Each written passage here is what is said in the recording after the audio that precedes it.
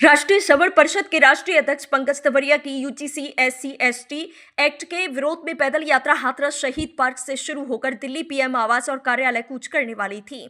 बताया जा रहा है कि यात्रा 7 जनवरी को शुरू होने वाली थी, लेकिन उससे पहले ही पुलिस प्रशासन ने रात को ही कार्यकर्ताओं को उठा लिया और कुछ कार्यकर्ताओं को उनके घर पर ही नजरबंद कर दिया। वहीं साथ ही शहीद पार्क से लेकर पंकज तवरिया के आवास तक छावनी में तब्दील कर दिया गया। जैसे ही राष्ट्रीय श्रवण परिषद के राष्ट्रीय अध्यक्ष पंकज तवरिया पैदल यात्रा के निर्धारित समय पर घर से निकले तो पुलिस ने उन्हें रोक दिया। वहीं इस बात पर पुलिस से उनकी झड़प हो गई। इसके बाद पंकज तवरिया अपने आवास के सामने ही सड़क पर धरने पर बैठ गए।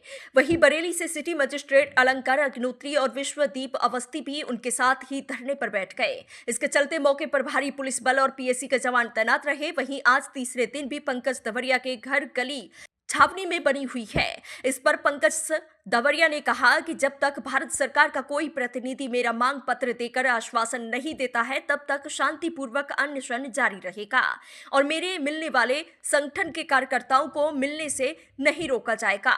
अध्यक्ष ने कहा, धारा 144 लागू कर कहकर जनता को मूर्ख नहीं बनाया जा सकता। बीजेपी सरकार के दोहरे चरित्र को जनता जान चुकी है। जनपद में श्रवण समाज के वोटों को पाकर चुने प्रतिनिधि कहां खो गए। श्रवण रक्षकों पर हो रहा अत्याचार नजर नहीं आता। रात को खुले आसमान में मरने को विवश कर दिया गया है। चांदनी तक नहीं लगने दी। मानवता और श्रवण समाज के अधिकारों का हनन है। मैं UGC SC ST एक्ट खत्म ना होने तक समाज की लड़ाई आखिरी दम तक लड़ता रहूंगा। साथ ही पंकज तवरिया ने आगे कहा, बाहर से आ रहे लोगों से उन्हें नहीं मिलने दिया जा रहा है। 7 तारीख को कार्यक्रम था, तो आपको जो है भारत सरकार से आपको वहाँ बुला लिया, आपका ज्ञापन दिया, तो उसमें क्या हुआ आपका?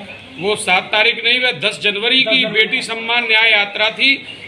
प्रशासन के माध्यम से बीजेपी राष्ट्रीय अध्यक्ष ने बुलवाया था, जिसमें यहाँ से हमारे प्रतिनिधि मंडल गया था, लेकिन IAS संतोष वर्मा पर अभी तक कोई कार्रवाई नहीं हुई। जहाँ पर ब्राह्मण क्षत्रिय वैश्यों को गाली दी जाती थी, उनकी बेटियों को भरे मंचों से मांगा गया, लेकिन नस्ते नाबूद सरकार ने पूरे देश में एक FIR उस नीच मानसिकता के व्यक्ति पर नहीं होने दी। तो आप अंदाजा लगा सकते हैं यहाँ बेटियां कितनी सुरक्षित हैं इस देश में कि मंचों से ब्राह्मण क्षत्रिय बनिया की बेटी मांगी गई, लेकिन एक FIR इस देश में नहीं हो सकी।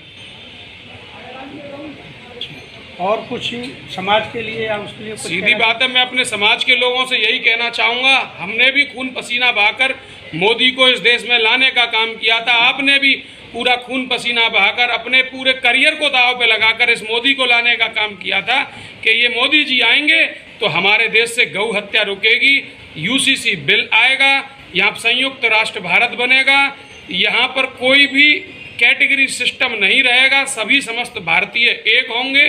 इस देश में बहन बेटियां सुरक्षित होंगी, इस देश में हर व्यक्ति का भला होगा, इस देश में ब्राह्मणों का जो मापदंड था, मान सम्मान था, वो बरकरार होगा, मंदिर सुरक्षित होंगे।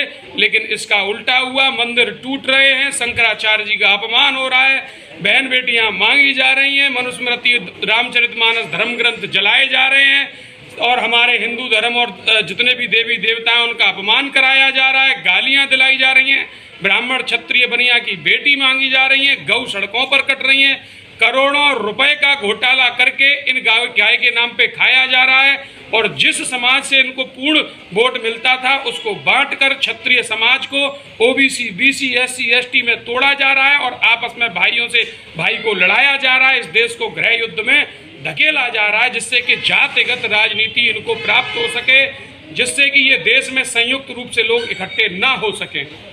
अच्छा, प्रशासन की तरफ से और उधर की तरफ से आपको कोई धरने के संबंध में कोई ऐसी कार्रवाई की गई है कि आप जो इसको स्थगित कर भाई, एक समझाने का एक तरीका होता है? हाँ, तो वो समझा रहे हैं, या तो प्रेम से समझा रहे हैं या डरा धमका के समझा रहे हैं कि आप पे मुकदमे चल रहे हैं, आपके खोल दिए जाएंगे, आपके ऊपर वारंट जारी कर दिए जाएंगे, आपका बुरा हो जाएगा। मैं खुल के कह रहा हूँ, आप बुरा करिए तो सही, यहाँ जब इतना बुरा सह लिया तो और बुरा सही। इस देश के लिए, इस देश के युवाओं के लिए, अपनी माता बहनों के लिए, अपने धर्म के लिए, अपने समाज के लिए अगर एक पंकज तवरिया मर जाए, जमीन में मिल जाए, तो कोई फर्क नहीं पड़ता। यहाँ पर भगत सिंह भी हुए, सुभाष चंद्र बोस भी हुए, चंद्रशेखर आजाद भी हुए, तमाम स्वतंत्रता सेनानी हुए, और एक और पंकज दवरैया इस जमीन में जमींदोज हो जाए तो कोई फर्क नहीं पड़ता। आपका जब तक ये यात्रा की अनुमति नहीं मिलेगी तो आप धरने पे बैठे रहें। बिल्कुल अवश्य यहीं बैठा हूँ।